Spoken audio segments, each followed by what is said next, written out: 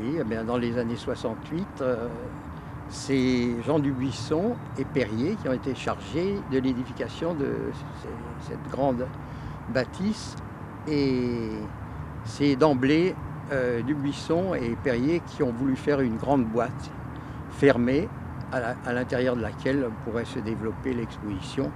La hauteur du bâtiment a été fixée par Dubuisson, en gros, quoi, entre une douzaine de mètres, et de même que la trame de 12 sur 24. Et moi, j'ai été chargé d'étudier la façade. L'histoire de la façade, voilà, oui, j'ai commencé à chercher uniquement des proportions suivant le nombre d'or, et ce qui a été assez facile dans les horizontales que vous voyez. Mais il y avait un grand hic, c'était comment remplir l'espace, le grand espace qui est central. Et faire passer une trame verticale, c'était très gênant parce que la répétition sur 1 kilomètre comme ça, c'est pas possible. Alors j'ai été frappé à un moment donné par, je ne sais pas si vous connaissez la suite de Fibonacci. Alors la suite de Fibonacci est une suite dans laquelle un élément représente la somme des deux éléments précédents. Et ça se retrouve dans les carrés que vous voyez là sur la façade. Je vous montre.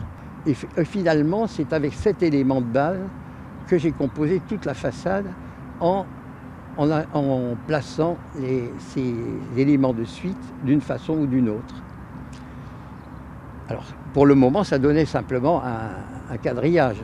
Et après, pour faire tourner un peu plus la façade, j'ai commencé à mettre des couleurs qui allaient du noir au blanc en passant par le gris.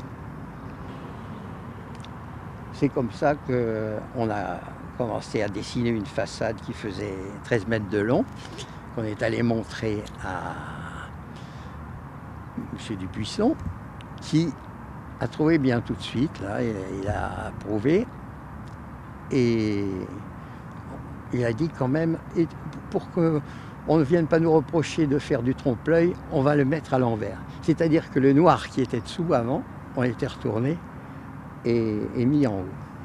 Ce qui n'a pas empêché certaines revues de nous faire le reproche d'avoir fait du trompe-l'œil.